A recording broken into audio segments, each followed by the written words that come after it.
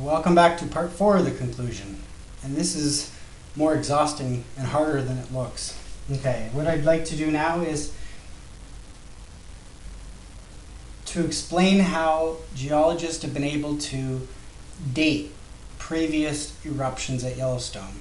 Yellowstone has left a lot of evidence. The hot spot, which is below Yellowstone, is stationary. It stays in the same spot. The continent, North America, is drifting over top of this hot spot. So there's Snake River Valley, and what they've discovered is that there are caldera, meaning large old pockmarks. They're just basically holes. This is Yellowstone today. This is where the hot spot is. It's stationary.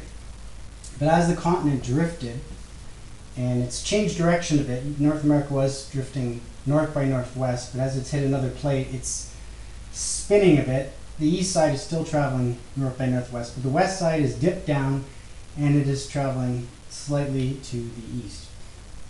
Or sorry, west. And what they've done is, this is 2 million years ago. And this is about 150 million years ago. And this is about the last one, which was about 640,000 years ago. And so you can see over time, the hot spot doesn't move, but the continent moves. So it leaves a trail. That's basically what it is. It's just simply a trail. As it's blowing holes, you can see its progression. Now, what I've described, as far as North America is concerned, this is not the best drawing. Let me try again. Okay, this is Hudson Bay. And this is my 3 caldera that I described there. Out here you have the Gulf of St. Lawrence, the one at PEI. But also you have Great Slave Lake, Athabasca, Lake Winnipeg, and then you get down, actually where I live, Lake of the Woods. And you also have the Great Lakes, Superior, Huron, what do you got here? Michigan, I'm missing one, no, there's 5.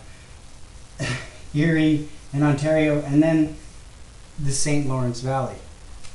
And this is the same sort of trail. These caldera leave a trail of destruction. And well, why do you have 2 here running across North America? And you can date them. That's why I've been able to date them. And each date matches an extinction event. That's how I knew I was right. The math worked out.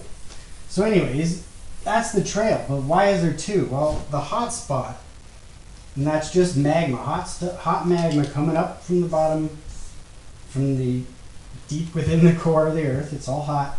As it comes up, it might hit a blockage. And what it will do is branch. Any water will do that, anything, lava. It'll find the easiest way up, and it branches. So this is your Hudson Bay branch that goes on to PEI, and this is your Lake Athabasca Great Lakes branch. This one's a little stronger. It's probably thicker, and it's taking most of the flow up. Was there anything else? So you can see the trails. And I think that's all I want to say. I guess so. I really am reluctant to do this, and I would like to finish this because, quite frankly, if I can't convince any geologist, it's pointless. Or at least a young science student to take me up on it and double check my math and really investigate what I'm talking about. So I've gone as far as I can go. That's what I'm trying to get across to you. That's why I wanted to have that video be my last video. If I hadn't revised my theory, I think I would have tried to figure out how I went wrong, and I'll still try to do that. But unfortunately, I think this is probably one of the biggest scientific discoveries in a very long time. The fortunate thing about Yellowstone is I think it'll give, according to my theory, my hypothesis, geyser activity in Yellowstone before a major eruption should just go off the charts. You'll have new geysers. You'll have bigger geysers, they'll be more explosive, there'll be a dramatic shift. So luckily I think there'll be warning. But the doming that's happening right there is very worrisome. It's not if, I hate this term, it's not if, it's when. And that's what every single geologist will tell you. And if Yellowstone, our biggest explodes, it's going to be devastating. So really, my job is done. I'm going as far as I can. There's a million reasons why I can't write a scientific paper. I would love to. I mean, maybe I'll try. If this fails, I'd really like some help. So if you can animate what I'm talking about, if you can convince other people of what I'm talking about, if you can promote this in any way possible, that's what I'm asking you to do. My job is done and yours has begun.